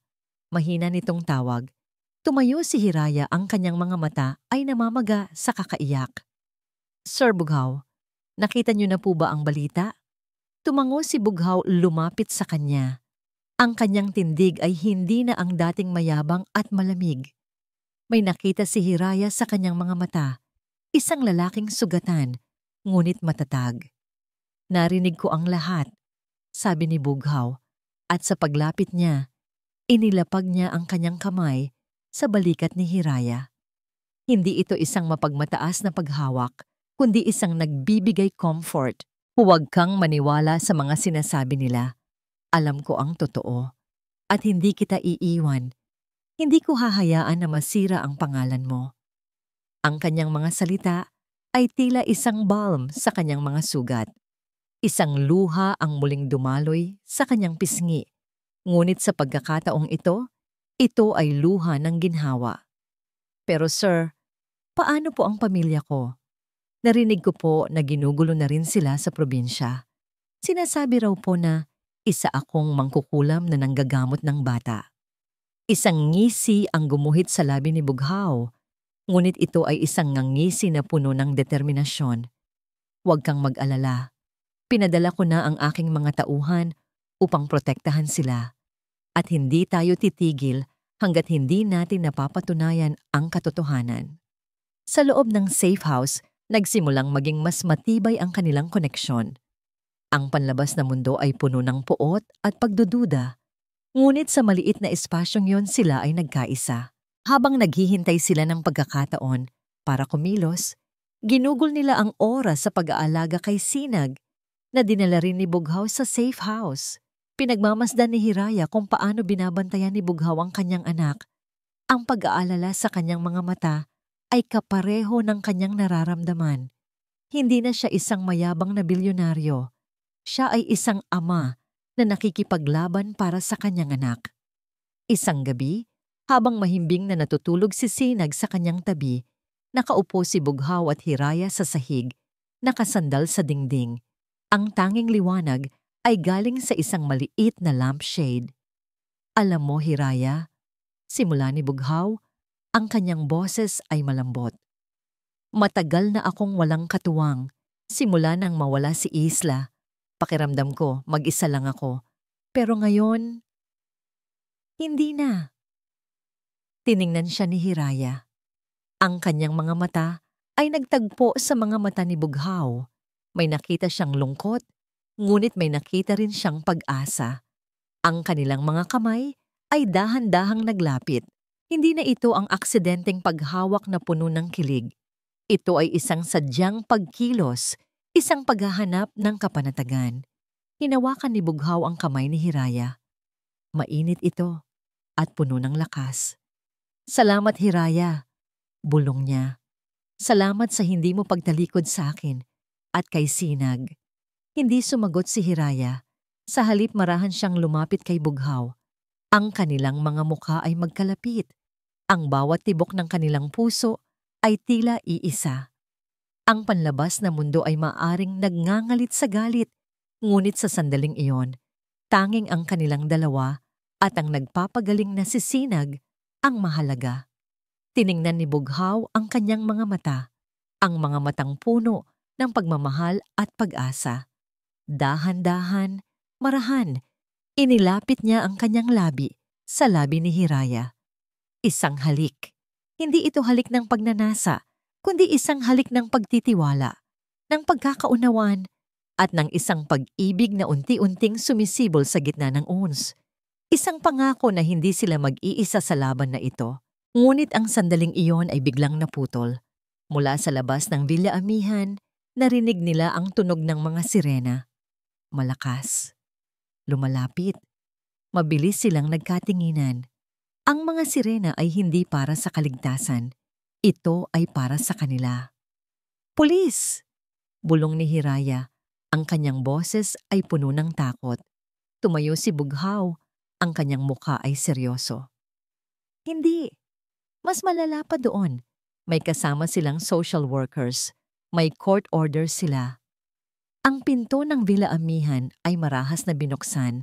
Narinig nila ang mga tinig ng awtoridad. Ang malakas na pagtawag sa kanilang mga pangalan. Bughaw Elizalde, Hiraya Di Magiba, sumuko kayo. Mayroon kaming warrant para sa pag-aresto ninyo at para kunin ang batang si Sinag Elizalde. Ang tunog ng mga sirena ay pumunit sa katahimikan ng gabi at ang Villa Amihan ay tila isang tanggulan na nilusob. Sumabog ang pinto at pumasok ang mga pulis kasama ang mga social worker na may matatalim na tingin. Sa kanilang mga kamay, hawak nila ang isang court order, isang piraso ng papel na tila may kapangyarihang magwasak ng lahat ng itinayo ni Bughaw. Bughaw Elizalde, Hiraya Di Magiba, may warrant of arrest kayo para sa child endangerment at obstruction of justice. Sigaw ng isang opisyal, ang kanyang boses ay umalingaw-ngaw sa malawak na sala. At may utos kami ng korte na kunin ang batang si Sinag Elizalde para sa kanyang kaligtasan. Nanlumos si Bughaw, niyakap niya si Hiraya ng mahigpit, ngunit alam niyang wala siyang magagawa. Ang legal na laban ay sinisira mula sa loob. Si Dr. Lazaro ay gumamit ng kanyang impluwensya at sa loob ng ilang oras, nagawa niyang baligtarin ang lahat. Hindi! Sigaw ni Hiraya. Ang kanyang boses ay puno ng takot habang nakikita niyang papalapit ang dalawang social worker kay Sinag na mahimbing na natutulog sa kandungan ni Bughaw. Huwag niyo siyang kukunin. Walang ginawang masama ang bata. Ngunit hindi siya pinakinggan. Pilit na kinuha ng mga social worker si Sinag mula sa mga bisig ni Bughaw. Umiyak si Sinag. Ang kanyang maliit na katawan ay nanginginig sa takot. "Papa! Mama Hira!" Sigaw niya. Ang kanyang boses ay sumisiklab sa puso ni Bughaw. "Sinag!" Sigaw ni Bughaw. Sinusubukang abutin ang kanyang anak, ngunit hinarangan siya ng mga pulis. Ang kanyang mga mata ay nanlalaki sa galit at pighati. Pinipilit niyang makawala, ngunit ang kanyang lakas ay tila walang bisa laban sa dami ng mga taong nasa paligid niya. Pagkatapos, nilapitan ng isang pulis si Hiraya. "Ikaw, Hiraya Di Magiba, nakakulong ka." Ikinasa ang posas sa mga pulso ni Hiraya. Tumingin siya kay Bughaw. Ang kanyang mga mata ay puno ng luha. Ngunit meron pa ring matinding tiwala.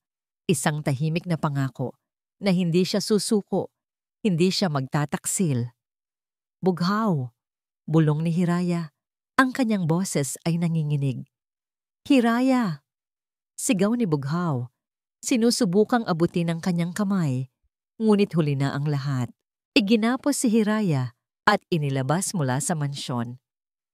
Ang kanyang figura ay unti-unting lumabo sa dilim ng gabi, kasama ang tunog ng mga sirena na papalayo. At si Sinag, ang kanyang anak. Ang bata na unti-unting bumubuti, ang batang nagsisimulang makakita ng liwanag, ay kinuha rin. Dinala siya sa isang pasilidad na kontrolado ni Dr. Lazaro. Isang lugar na alam ni Bughaw na puno ng kasamaan. Naiwan si Bughaw sa gitna ng sala ng Villa-amihan. Ang mga ilaw ay nakabukas pa rin, ngunit ang buong mansyon ay biglang naging malamig at walang buhay. Ang kanyang mga tauhan, ang kanyang mga security guards, lahat sila ay natigilan, walang nagawa. "Hindi!" Sigaw ni Bughaw. Ang kanyang boses ay umalingaw-ngaw sa buong mansyon, puno ng pighati at galit. Lumuhod siya sa sahig. Ang kanyang mga kamay ay nakakuyom. Ang lahat ng meron siya, ang kanyang anak, ang babaeng minamahal niya, ang kanyang reputasyon, ang kanyang pag-asa, lahat ay nawala. Ang bawat pader, bawat sulok, bawat anino sa Villa-amihan ay tila sumisigaw ng kanyang pagkabigo. Nawalan siya ng lahat. Pagkaraan ng ilang oras, dumating ang kanyang abogado, si Attorney Ramirez, na may mukhang puno ng pagkabahala. "Sir Bughaw," simula ni Attorney Ramirez, ang kanyang boses ay mabigat. "Wala na tayong magagawa sa ngayon. Ang lahat ng ebidensya natin, ang medical report mula sa kaibigan mo, ang mga testimonya mula sa mga tauhan mo, lahat ay na-neutralize. May nagmamay-ari ng mga opisyal sa korte, sa social services. Ang utos ng korte ay pinal at walang ibang paraan." "Paano ang journal ni Isla?" tanong ni Bughaw. Ang kanyang boses ay mahina. "Yung tungkol sa Project Bukang Liwayway?" Umiling si Atty. Ramirez. "Pinalabas nilang purong imahinasyon lamang yon dahil sa mental instability mo matapos ang pagkamatay ni Mrs. Elizalde. Ang public opinion ay nasa panig nila. Pinalabas nila na pinaniwala ka ng katulong na yan sa mga maling impormasyon." Ang mundo ni Bughaw ay tila gumuho sa ilalim niya. Walang-wala na siya.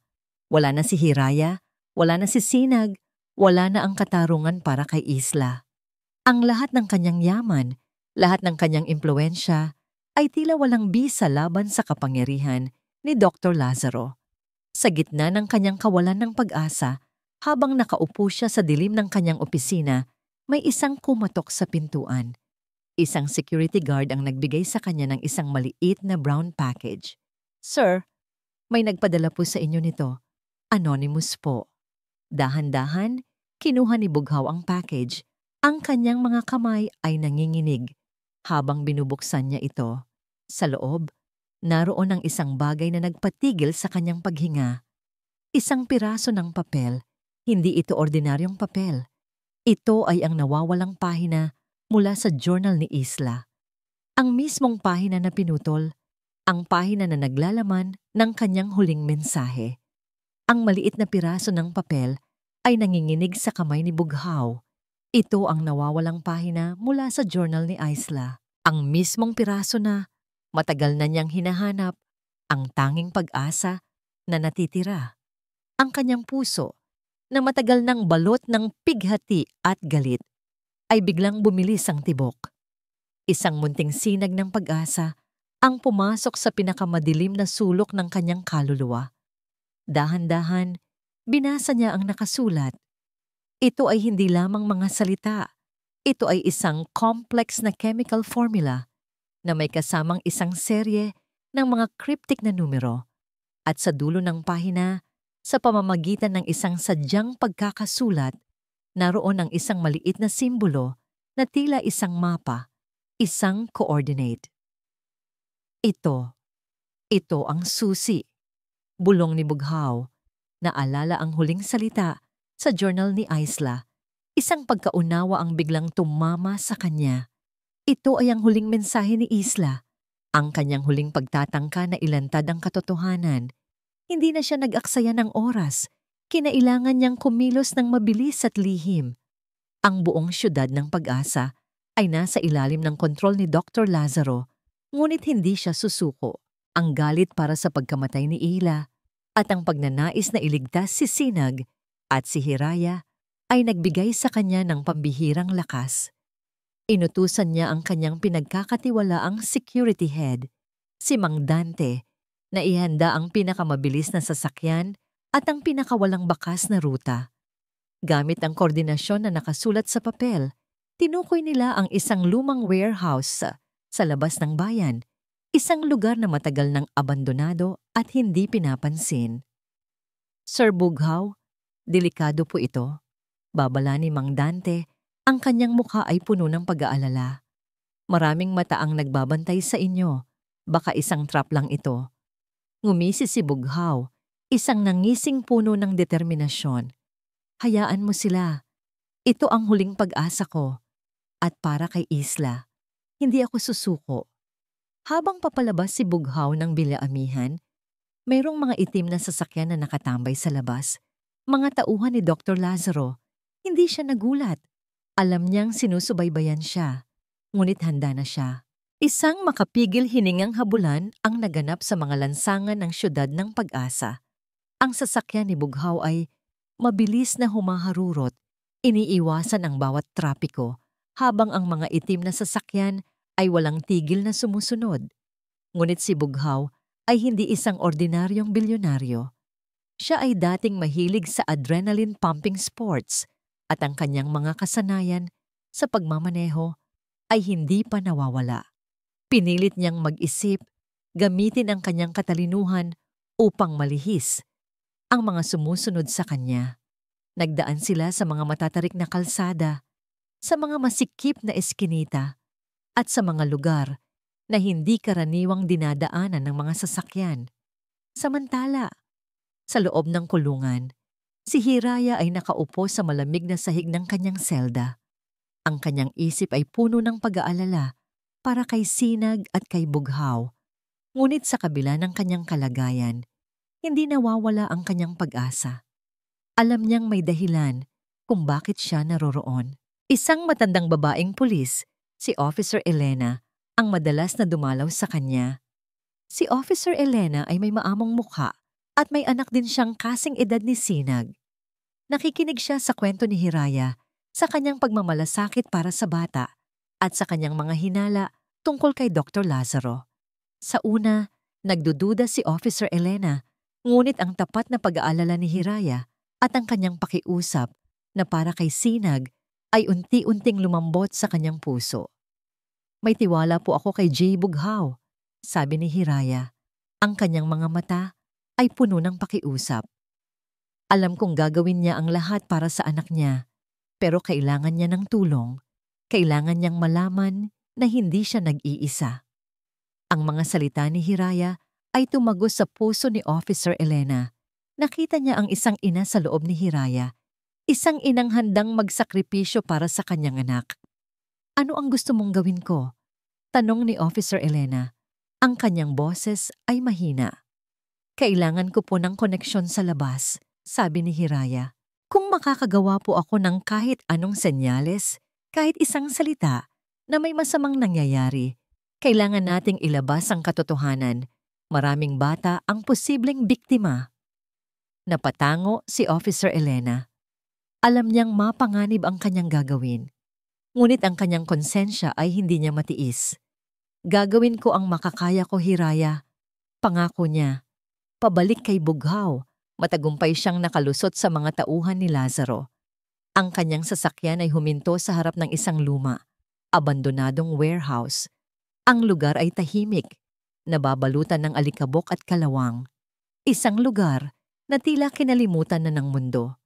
Gamit ang coordinates at isang maliit na device, natukoy ni Bughaw ang isang lihim na pinto na nakatago sa likod ng mga lumang kahon. Isang pinto na tanging si Isla lamang ang makakahanap. Pinasok niya ang loob. Ang hangin ay mabigat, puno ng amoy ng luma at alikabok. Sa loob, natuklasan niya ang isang lihim na silid. Hindi ito malaki, ngunit puno ito ng mga nakatagong ebidensya. Mga folder ng dokumento, mga test tubes na may mga label na code, at isang lumang laptop. Sa desktop background ng laptop, may isang larawan ni Isla. Nakangiti. Binuksan ni Bughaw ang laptop at doon may isang file na may pamagat na para kay Bughaw at Sinag. Isang video. Nag-play ang video. Lumabas ang mukha ni Isla, bagamat maputla. Ang kanyang mga mata ay puno pa rin ng determinasyon. Kung nakikita mo ito, Bughaw, simula ni Isla, ang kanyang boses ay tila isang huling hininga. Ibig sabihin, nagtagumpay si Lazaro. Natuklasan ko ang kanyang project Bukang Liwayway. Ito ay hindi isang lunas. Ito ay isang kasamaan. Gumagamit siya ng mga bata bilang test subjects para sa isang neurotoxin na maaring magdulot ng permanenteng pinsala. At natatakot ako, Bughaw. Natatakot ako para kay Sinag. Siya ang magiging susunod na biktima. Ang kanyang mga salita ay tumagos sa kaibuturan ng kaluluwa ni Bughaw. Naramdaman niya ang matinding sakit, ang galit, ang pighati para sa asawa niya. Lahat ng ebidensya, Bughaw, ay nandito. Patuloy ni Isla, itinuro ang mga folder sa likuran niya. Ang mga tunay na test results, ang mga pangalan ng mga bata na ginamit nila, ang mga bank accounts, lahat. Kailangan mong ilantad ito para sa katarungan, para sa ating anak, at para sa lahat ng mga inosenteng biktima. Matapos ang video, bumagsak si Bughaw sa sahig, umiiyak. Ngunit ang mga luha na yon ay hindi na luha ng kawalan ng pag-asa. Ito ay luha ng determinasyon. Alam na niya kung ano ang kanyang gagawin. Kinolekta niya ang lahat ng ebidensya, inilagay sa isang matibay na bag. Ngayon, mayroon na siyang armas, ang katotohanan. Pagbalik niya sa siyudad ng Pag-asa, ang balita ay muling kumalat. Si Bughaw Elizalde, na akala ng lahat ay nagtatago, ay nag-organisa ng isang emergency press conference. Isang press conference na live na ipapalabas sa lahat ng channels. Sa telebisyon, lumabas ang mukha ni Bughaw. Ang kanyang mga mata ay puno ng matinding galit at tapang. Sa likuran niya, ang kanyang legal team at ilang private investigators. Sa isa pang channel, si Dr. Lazaro Montesillo ay nakaupo sa isang panel discussion, nagpapahayag ng kanyang pag-aalala para kay Sinag at sa mental instability ni Bughaw. Ngunit sa kanyang mukha, may isang bahagyang pag-aalala ang sumilay nang marinig niya ang balita tungkol sa press conference ni Bughaw. Ngayong araw, simula ni Bughaw sa live broadcast, ang kanyang boses ay umalingaw-ngaw sa buong Pilipinas. Ilalantad ko ang isang katotohanan na mas magpapatunay na ang kasamaan ay nasa pinakamataas na antas ng ating lipunan at ang biktima ay ang aking anak at ang aking asawa. Ang malamig na simoy ng hangin sa pasilyo ninyo ng presinto ang sumalubong kay Hiraya. Isang alon ng kalungkutan ang dumaan sa kanyang dibdib, ngunit kasabay nito ay ang kakaibang pag-asa na ibinigay sa kanya ni Officer Elena. Sa loob ng mga araw niyang pagkakakulong, patuloy silang nag-uusap ng matapat na pulis. Narinig ni Officer Elena ang bawat detalye ng kwento ni Hiraya, ang kanyang pagmamalasakit kay Sinag, at ang kanyang matinding hinala kay Dr. Lazaro. "Hiraya, handa ka na ba?" tanong ni Officer Elena. Ang kanyang boses ay puno ng pag-aalala. Ngunit may bakas ng determinasyon. Tumango si Hiraya. "Opo, officer. Handa na po ako." Sa isang maliit na telebisyon, sa waiting area ng presinto, biglang lumabas ang mukha ni Bughaw Elizalde, live mula sa isang press conference. Ang kanyang mga mata ay matatalim, puno ng galit at isang uri ng pambihirang lakas na hindi pa nakikita ni Hiraya. Ngayong araw, simula ni Bughaw, ang kanyang boses ay umalingaw-ngaw sa buong Pilipinas. Ilalantad ko ang isang katotohanan na mas magpapatunay na ang kasamaan ay nasa pinakamataas na antas ng ating lipunan at ang biktima ay ang aking anak at ang aking asawa. Nagulat ang lahat. Ang mga reporter ay nagsimulang magbulungan. Ngunit bago pa sila makapagsalita, isang video ang biglang lumabas sa malaking screen sa likod ni Bughaw. Ang mukha ni Isla. Hindi mapigilan ni Hiraya ang pagluha. Ang matagal nang nawawalang asawa ni Bughaw, ang inang pinaniniwalaang namatay dahil sa sakit, ay nagsasalita. "Kung nakikita mo ito, Bughaw," simula ni Isla, ang kanyang boses ay mahina ngunit matatag. "Ibig sabihin, nagtagumpay si Lazaro. Natuklasan ko ang kanyang project Bukang Liwayway. Ito ay hindi isang lunas. Ito ay isang kasamaan. Gumagamit siya ng mga bata bilang test subjects para sa isang neurotoxin na maaring magdulot ng permanenteng pinsala. At natatakot ako, Bughaw, natatakot ako para kay Sinag. Siya ang magiging susunod na biktima." Ang bawat salita ni Isla ay parang bomba na sumabog sa loob ng silid ng press conference.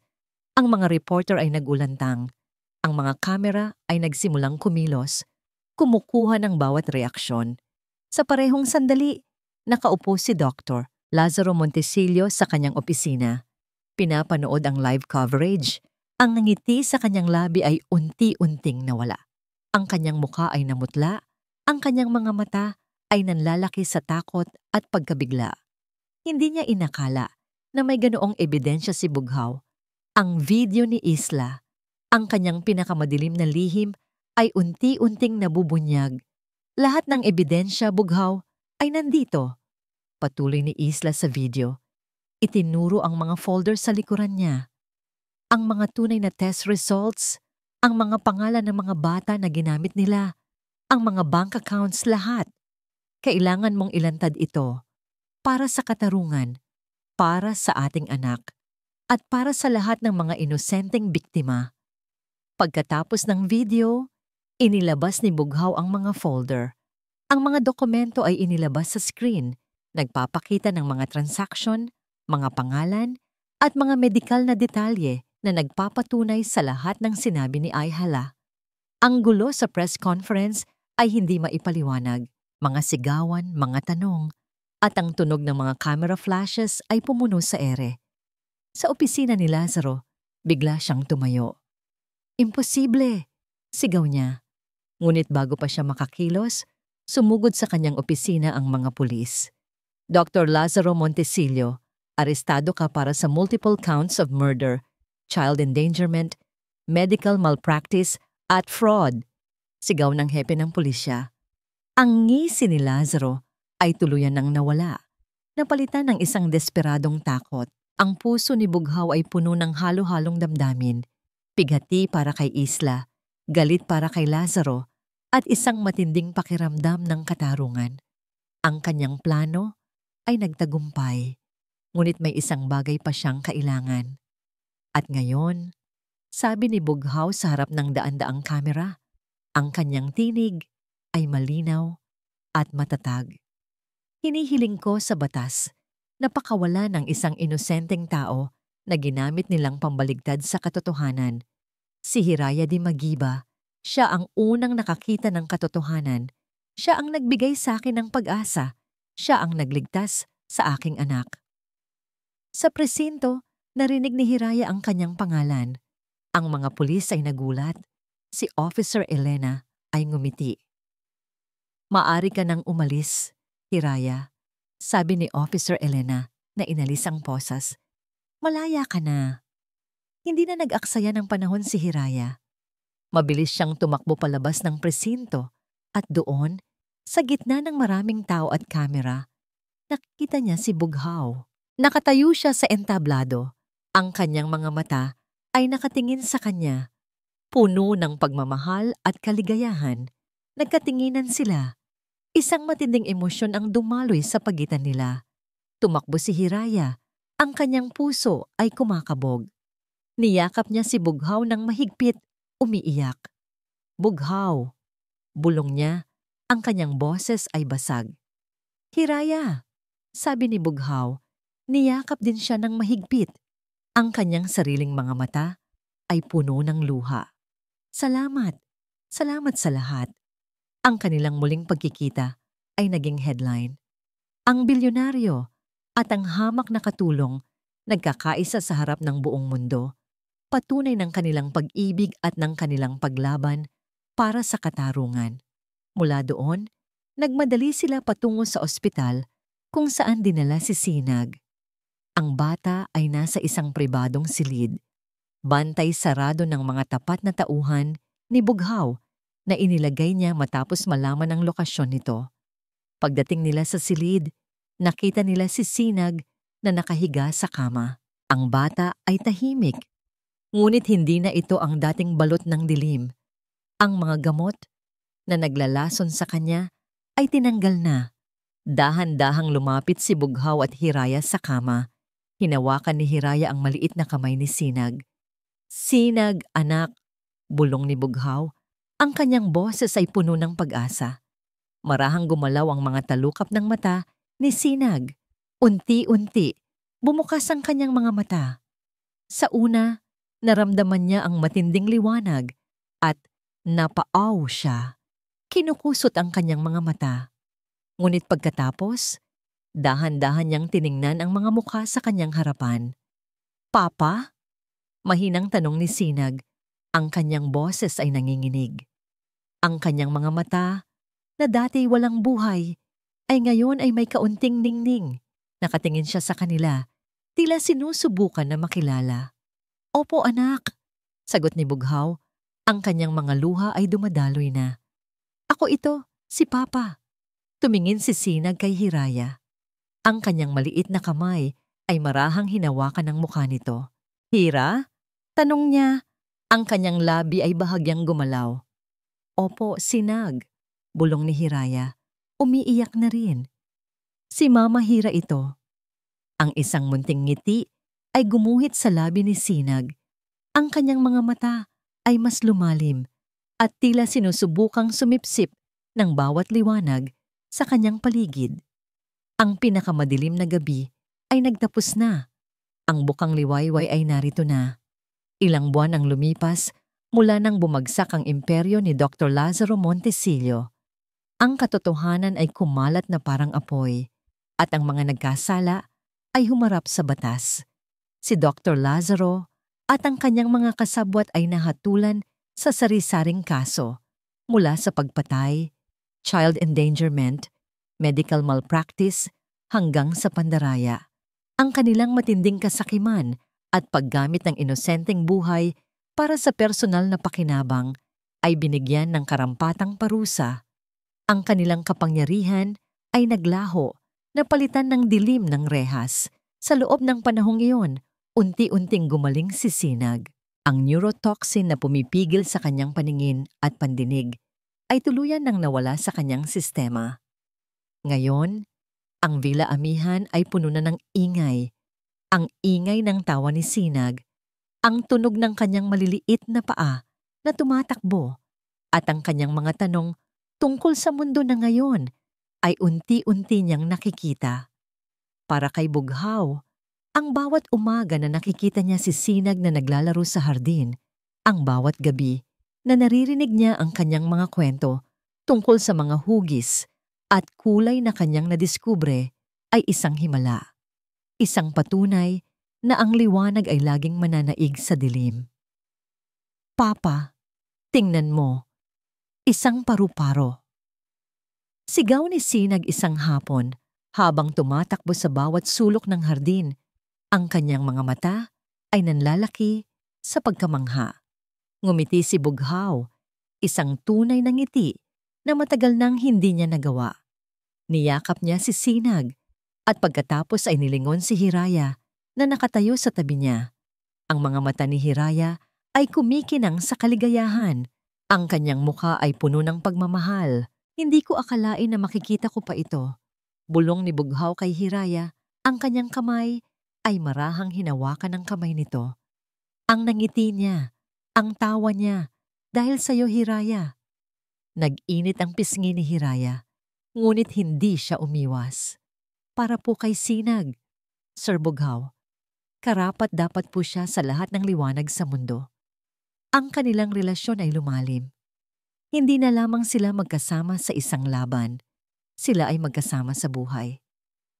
Ang pagkakalapit nila sa gitna ng unos ay nagbunga ng isang pagmamahalan na hindi inaasahan, isang pagmamahalan na nagpuno ng butas sa puso ni Bughaw na matagal nang iniwan ni Isla. Isang araw, dinala ni Bughaw si Hiraya sa isang paborito niyang lugar, isang tahimik na bighaw na dalampasigan sa labas ng Siyudad ng Pag-asa, kung saan sila madalas magpunta ni Isla noong araw. Ang tunog ng alon ay nagbibigay ng kakaibang kapayapaan. Nagsimula silang maglakad sa buhangin, hawak kamay. Ang hangin ay sariwa at puno ng amoy ng dagat. Hiraya, simula ni Bughaw, ang kanyang boses ay seryoso. Hindi ko akalain na may makakapuno pa sa butas sa puso ko. Akala ko, habang buhay na akong mag-iisa, pero dumating ka. Tiningnan siya ni Hiraya, ang kanyang mga mata ay puno ng katanungan. Ikaw ang nagdala ng liwanag, hindi lang sa buhay ni Sinag, kundi pati na rin sa akin. Patuloy ni Bughaw, lumuhod sa buhangin. Inilabas niya ang isang maliit na kahon, isang singsing. Hiraya di Magiba, handa ka bang maging liwanag ng aming buhay habang buhay? Handa ka bang maging asawa ko at maging ina ni Sinag? Napuno ng luha ang mga mata ni Hiraya. Hindi siya makapaniwala. Ang pangarap niyang magkaroon ng sariling pamilya, ng tunay na pagmamahal, ay nasa harapan niya na. Opo, Bughaw. Bulong niya, ang kanyang tinig ay basag. Opo, 100 beses na opo. Isinuot ni Bughaw ang singsing sa daliri ni Hiraya. Pagkatapos, tumayo siya at niyakap niya ito ng mahigpit. Ito ang simula ng kanilang bagong bukang liwayway. Bago sila umuwi, dinala ni Bughaw si Hiraya sa puntod ni Isla. Ang puntod ay simple, ngunit puno ng sariwang bulaklak. Isla, simula ni Bughaw, ang kanyang boses ay puno ng pagmamahal at kapayapaan. Nahanap na namin ang katarungan. Si Lazaro ay naroroon na sa kanyang dapat kalagyan. At si Sinag, nakikita na siya. Nakikita na niya ang mundo. Tumingin siya kay Hiraya. Ito si Hiraya, Isla. Siya ang nagbigay sa akin ng lakas at siya ang nagbigay ng pag-asa kay Sinag. Siya ang nagtapos sa sinimulan mo. Hinawakan niya ang kamay ni Hiraya. Salamat, Isla. Ngayon, maaari na kaming magpatuloy. Sa huling sandali ng kwento, matapos ang lahat ng unos, si Bughaw, Hiraya at Sinag ay nakaupo sa dalampasigan, pinagmamasdan ng bukang liwayway. Ang araw ay unti-unting sumisikat mula sa abot tanaw, naglalabas ng mga kulay na kahel, pula at ginto sa kalangitan. Nasa gitna si Sinag, hawak ang kamay ni Bughaw sa isang banda at ang kamay ni Hiraya sa kabilang banda. Ang kanyang mga mata ay nakatitig sa araw. Ang kanyang mukha ay puno ng pagkamangha. Ang ganda! Bulong ni Sinag, ang kanyang boses ay puno ng paghanga. Ang ganda ng araw. Niyakap ni Bughaw at Hiraya si Sinag ng sabay. Ang kanilang pamilya ay hindi perpekto, puno ng mga sugat mula sa nakaraan. Ngunit sila ay magkasama, sila ay matatag, at ngayon, nakikita na nila ang kanilang sariling bukang liwayway, isang simula na puno ng pag-ibig, pag-asa, at kapayapaan. Ayan na nga, mga minamahal naming tagapakinig. Sa kwento ni Bughaw at Hiraya, nasaksihan natin ang matinding pagsubok ng pag-ibig sa gitna ng kadiliman. Natutunan natin na ang tunay na pagmamahal ay hindi lamang sa masarap na panahon, kundi sa paglaban para sa katotohanan, sa pagtitiwala, at sa pagbibigay ng pag-asa kahit sa pinakamadilim na sandali. Ang kwentong ito ay paalala na ang bawat isa sa atin ay may kakayahang maging liwanag sa buhay ng iba at na ang katarungan, sa huli, ay laging mananaig. Maraming salamat po sa pagsama sa amin sa paglalakbay na ito ng puso, pag-asa at paglaban. Ang inyong patuloy na suporta ang nagbibigay buhay sa bawat kwento na aming ibinabahagi. Hindi dito nagtatapos ang ating paglalakbay. Marami pa pong kwentong kasing ganda at mas puno ng aral dito sa aming channel. Kung nagustuhan nyo ang kwentong ito, i-like, i-share sa pamilya at mga kaibigan, at mag-subscribe na rin para lagi kayong updated sa mga susunod pa naming kwento.